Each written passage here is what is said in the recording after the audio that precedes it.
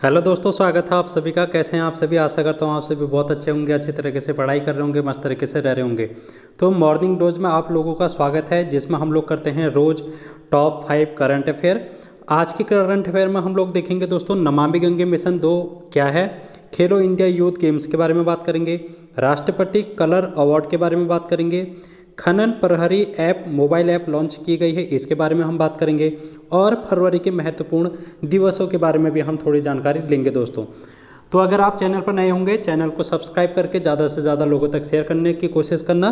अगर आप लोग इसकी पीडीएफ चाहते हैं तो पीडीएफ टेलीग्राम चैनल पर मिल जाएगी, लिंक आप लोगों को इस वीडियो के डिस्क्रिप्शन बॉक्स में मिल जाएगा। तो चलिए आज की वीडियो को हम शुरू करते हैं, और पहला क्वेश्चन आप लोगों के सामने है नमामि गंगे मिशन 2 के बारे में। यहाँ से आप लोगों के एग्जाम में बहुत सारे क्वेश्चन बन सकते हैं आने वाले एग्जाम में, तो ये टॉपिक आप लोगों के एग्जाम के लिए इम्पोर्टेंट रहेगा। नमामि गंगे मिशन 2 की अगर हम बात करेंगे दोस्तों, गंगा को स्वच्छ बनाने के लिए, गंगा को प्रदूषण मुक्त करने के लिए चलाया गया ये अभियान है, और इसको हम नमामि गंगे मिशन 2 के रूप में जान रहे हैं। इससे पहले नमामि गंगे मिशन पहले लॉन्च किया गया था, लेकिन अभी इसका हाल ही में दूसरा चरण है जो कि शुरू कर दिया गया है। तो दोस्तों 2026 तक का ये रहेगा, ये मिशन सेकंड जो है ये 2026 तक का रहेगा। इसमें आप लोगों से पूछा जा सकता है कितनी रकम है जो कि इसके लिए मंजूर की गई है। तो 22,500 करोड़ रुपए की मंजूरी इसमें जल शक्ति मंत्रालय के द्वारा दी गई है। अब आप लोगों को यहाँ से एक बात ध्यान में रखनी है कि जल शक्ति मंत्रालय के जो मंत्री हैं उनका नाम क्या है, तो गजेंद्र शेखावत है उनका नाम है। ये बात भी आप लोगों को ध्यान में रखनी है, एग्जाम में पूछा जा सकता है दोस्तों। अगर हम बात करेंगे नमामि गंगे मिशन पहले की, तो ये जून 2014 में जब नरेंद्र मोदी जी की सरकार आई थी तो उस समय ये लॉन्च किया गया था, और 2021 तक का इसकी अवधि थी। और इसका जो पहला चरण है वो आप लोग देख सकते हैं 31 मार्च 2021 तक का था। अब दोस्तों हम थोड़ा सा गंगा नदी के बारे में बात कर लेते हैं। भारत सरकार के द्वारा समय समय पर गंगा नदी को साफ करने के लिए अभियान चलाए गए हैं, और अभी भी गंगा की हालत जो है वो उतनी नहीं सुधरी है जैसे कि पहले हम लोग सुनते आए हैं कि गंगा एक पवित्र नदी है।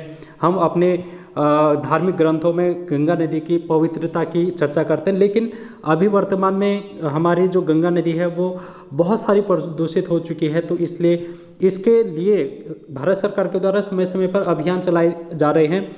सबसे पहला अभियान गंगा एक्शन प्लान के रूप में चलाया गया था राजीव गांधी की सरकार के द्वारा 1985 में।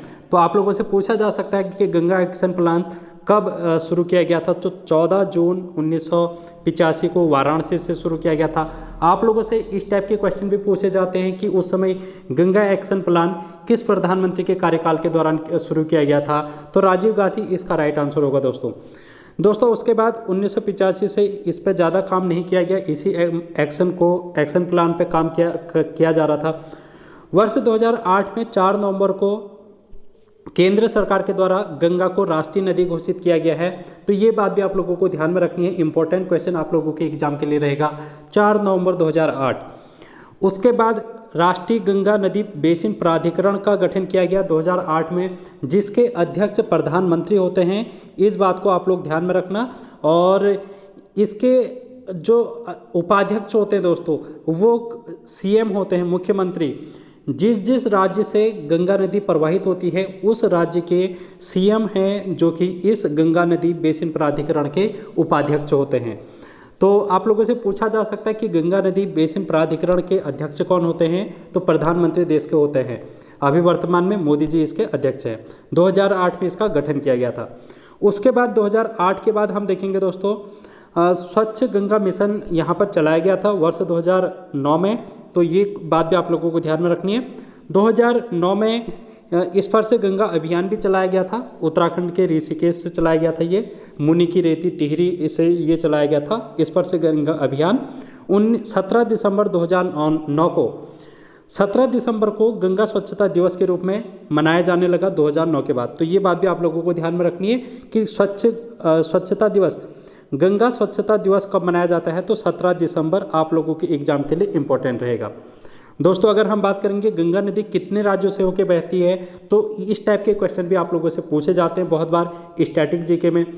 गंगा नदी का उद्गम की अगर हम बात करेंगे, उत्तराखंड के उत्तरकाशी में गोमुख नामक स्थान से इसका उद्गम होता है, तो ये बात आप लोगों को ध्यान में रखना है। गंगोत्री ग्लेशियर भी आप लोगों को ध्यान में रखना है। गंगोत्री ग्लेशियर कहाँ पर है? उत्तराखंड के उत्तरकाशी जिले में है। तो यहाँ से गंगा नदी प्रवाहित होती है, उसके बाद यूपी, बिहार, झारखंड, पश्चिम बंगाल, और पश्चिम बंगाल के बाद ये 2 धाराओं में बढ़ जाती है, और इसकी जो मेन धारा है वो बांग्लादेश में प्रवाहित होने लगती है, और बांग्लादेश में इसको पद्मा नाम से जाना जाता है। ये क्वेश्चन भी आप लोगों से बहुत बार बहुत से एग्जाम में पूछा जाता है। और उसके बाद ये अपना मुहाना बंगाल की खाड़ी में बनाती है। इस प्रकार कुल ये 2525 किलोमीटर की लंबाई तय करती है और भारत की सबसे बड़ी नदी के रूप में जानी जाती है। तो ये बात थी गंगा नदी से आपके एग्जाम के पॉइंट ऑफ व्यू से, जो कि एग्जाम में पूछी जा सकती है। तो बढ़ेंगे नेक्स्ट क्वेश्चन की ओर, जो कि आज हमारा सेकंड क्वेश्चन रहेगा। खनन प्रहरी ऐप के बारे में हम बात करेंगे दोस्तों। कोयला मंत्रालय के द्वारा जो भी खनन की चीज़ें होती हैं, अवैध खनन, हम लोग देखते हैं कि अवैध खनन दिन प्रतिदिन बढ़ता जाता है, तो उसकी गतिविधियों पर लगाम लगाने के लिए कोयला मंत्रालय के द्वारा मोबाइल ऐप खनन प्रहरी नामक मोबाइल ऐप लॉन्च किया गया है। इसमें अब गूगल प्ले स्टोर से अगर खनन प्रहरी ऐप आप लोग डाउनलोड करते हैं, तो आप लोग कहीं पर भी अवैध खनन अगर देख रहे हैं कि कहीं पर अवैध खनन हो रहा है, तो उसकी आप लोगों को फ़ोटो खींच के उस मोबाइल एप्लीकेशन में अपलोड कर देनी है, और मोबाइल एप्लीकेशन उसको डिटेक्ट करके, उसकी लोकेशन को डिटेक्ट करके वहाँ पर तुरंत कार्रवाई करेगा। तो इस प्रकार से ये खनन प्रहरी ऐप है जो कि कार्य करेगा। आप लोगों को ध्यान में रखना है, एग्जाम के लिए पॉइंट इंपॉर्टेंट रहेगा।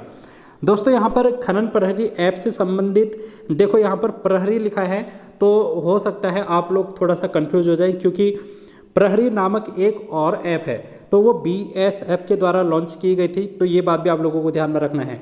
खनन प्रहरी ऐप और प्रहरी ऐप अलग अलग चीज़ें हैं।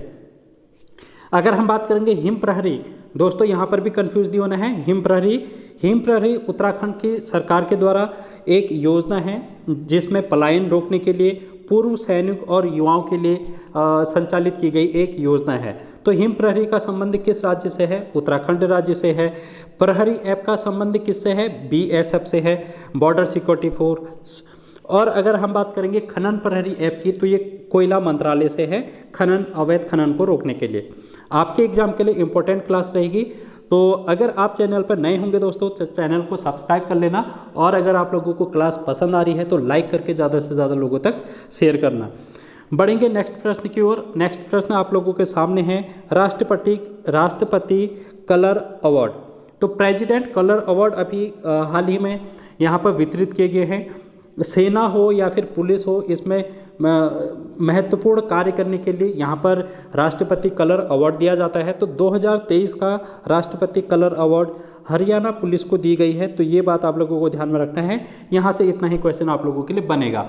और ये पुरस्कार देश के गृह मंत्री अमित शाह के द्वारा दिया गया था, क्योंकि जो पुलिस है वो गृह मंत्रालय के अंतर्गत आती है, तो इसलिए अमित शाह के द्वारा ये अवार्ड दिया गया था।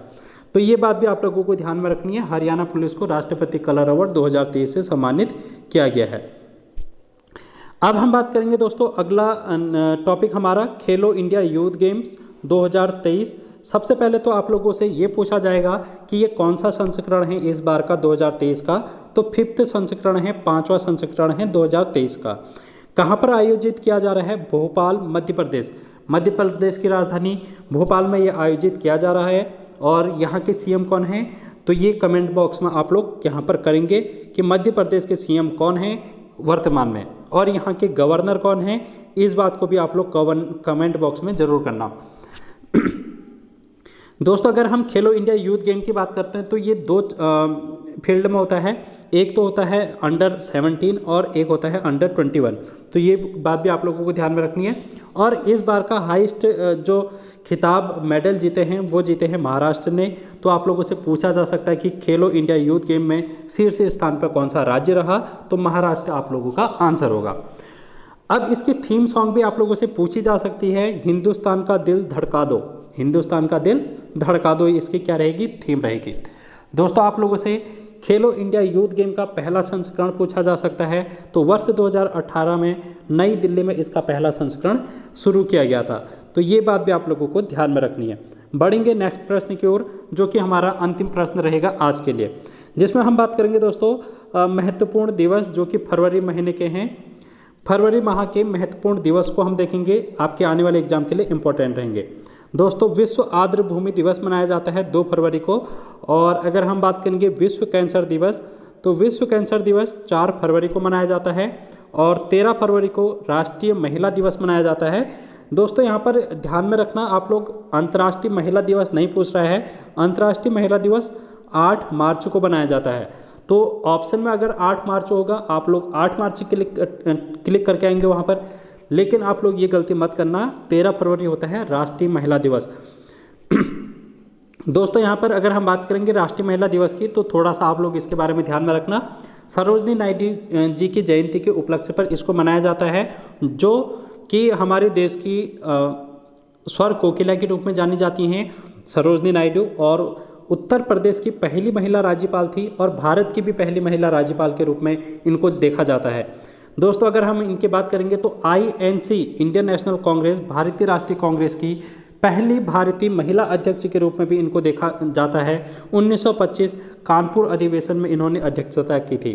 दोस्तों अगर हम बात करेंगे INC की पहली महिला अध्यक्ष की तो एनी बेसेंट हो जाएगा, एनी बेसेंट।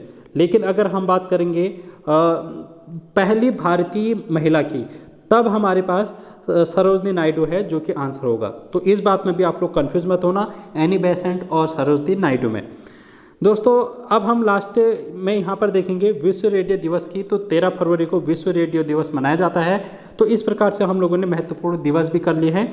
अभी क्योंकि 16 फरवरी है, अभी तक फरवरी का आधा महीना ही हुआ है, तो इसलिए मैंने हर एक दिवस को नहीं डिस्कस किया है। जब फरवरी का अंत हो जाएगा तो उसमें हम हर एक दिवस को डिस्कस कर लेंगे।